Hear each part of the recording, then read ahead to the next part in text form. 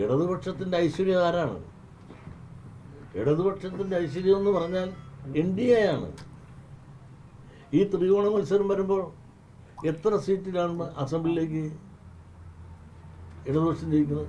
സിന്ധു അവരാണ് മത്സരിക്കുന്നത്. അവിടെ ഉണ്ണിയാടൻ നിന്ന സ്ഥലമാണ്.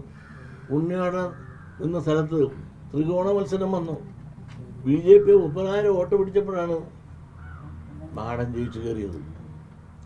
അതുപോലെ നിങ്ങളൊന്ന് ആലോചിച്ച് നോക്ക്, വർക്കല കഹാറിന് എന്നും തോപ്പിച്ച് എങ്ങനെ BDJSകാരൻ NDAക്കാരൻ നിന്ന് മത്സരിച്ച് അയാൾ ജയിച്ചു. അതുപോലെ അരൂർ എന്താണ് വോട്ട് കൂടുതൽ കിട്ടുന്നത്? ഇടതുപക്ഷത്തിന് വോട്ട് കിട്ടുന്നത് അത് NDAക്കാരൻ നിത്ത് 30,000 പിടിക്കും, 20,000 പിടിക്കും. അപ്പോൾ സത്യം പറഞ്ഞാൽ NDA എന്ന് പറഞ്ഞാൽ UDFൻ്റെ ഐശ്വര്യമാണ്. അപ്പോൾ ഈ ത്രികോണ മത്സരമാണ് എന്തുകൊണ്ടും തന്നെ പൂഞ്ഞാറിൽ കേരള കോൺഗ്രസ് എങ്ങനെ ജയിച്ചത്? അവിടെ നേരത്തെ കേരള കോൺഗ്രസ് ആണ് ജയിച്ചത്. ആ ത്രികോണ മത്സരത്തിലല്ലേ കേരള കോൺഗ്രസ് ജയിച്ചത്, ഇടതുപക്ഷം കൂടെ പിൻബലം കൊടുത്തപ്പോഴത്തേക്ക്. അപ്പോൾ ത്രികോണ മത്സരം പലപ്പോഴും കൊണ്ടും കേരളത്തെ സംബന്ധിച്ചിടത്തോളം നല്ലതാണ്. പിന്നെ ഭാവിയിൽ അത് വളർന്ന് എങ്ങനെ വരും എന്നുള്ളത് കണ്ടറിയണം. അതാണ് CPM പറയുന്നത്. കാരണം ഇതൊരു BDJS ഒരു RSSന്റെയും BJPയുടെയും റിക്രൂട്ട്മെന്റ് ഏജൻസി ആയിട്ട് മാറി. വെള്ളാപ്പള്ളി നടേശന്റെ മകൻ NDAയുടെ നേതാവാണ്.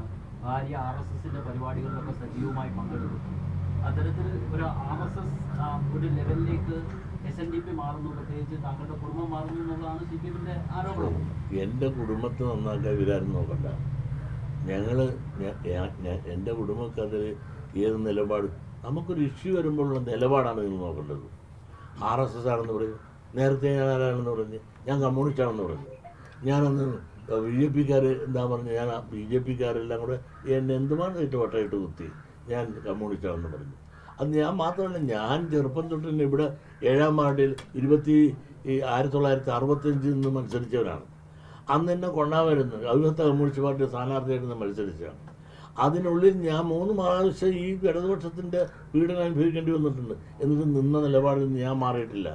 അച്യുതാനന്ദൻ ഭരിക്കുമ്പോഴല്ലേ 360 ദിവസം ഇവിടെ കൊണ്ടുവന്ന് ഒടികുത്തിക്കൊണ്ട് എന്നെ പീഡിപ്പിച്ചത്. അതിനു മുമ്പ് അടിയന്തരാവസ്ഥ കഴിഞ്ഞ് നേരെ കഴിഞ്ഞ ഉടനെ കാര്യവള്ളി ദിവാകരനെ ഞാൻ കൊന്നു എന്ന് പറഞ്ഞുകൊണ്ട് ഇവിടെ എന്തെല്ലാം പ്രക്ഷോഭം ഉണ്ടാക്കി. അപ്പോൾ ഇതൊക്കെ എൻ്റെ തലയെഴുത്താണ്. ഇങ്ങനെ ഇടയ്ക്കിടയ്ക്കെല്ലാം പാർട്ടി ഇങ്ങനെ എന്നെ പീഡിപ്പിക്കാറുണ്ട്. പക്ഷെ എന്നാലും നിലപാടിൽ നിന്ന് ഞാൻ മാറുകയില്ല. എനിക്കൊരു നിലപാടുണ്ട്.